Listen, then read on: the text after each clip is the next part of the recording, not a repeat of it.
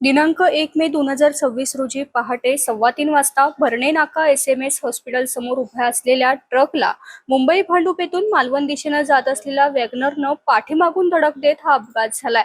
या अपघातात 6 प्रवासी जखमी झाले असून सदर घटनेची माहिती मिळताच भरणे नाका ब्रिज खाली उभी असलेली जगद्गुरू रामानंदाचार्य श्री नरेंद्राचार्यजी संस्थान नाणीजधाम 24 तास अपघात मदतीसाठी सेवेस असलेली विनामूल्य रुग्णवाहिका तात्काळ घटनास्थळी दाखल झाली। स्थानिक ग्रामस्थ भरणे सुजित शिंदे शुभम यांच्या मदतीने अपघातग्रस्त जयेश राज शर्मा वय वर्ष 27, आशा श्रीनिवास नायडू वय वर्ष 80, सुरेखा संतोष परब वय वर्ष 48, तीर्थ जितेंद्र ठाकूर वय वर्ष 18, प्रिय श्रीनिवास नायडू वय वर्ष 1, योगिता सतीश नायडू वय वर्ष 38 सर्व राहणार मुंबई भांडूप यांना घेऊन यश मल्टीस्पेशलिस्ट हॉस्पिटल येथे दाखल करण्यात आलं।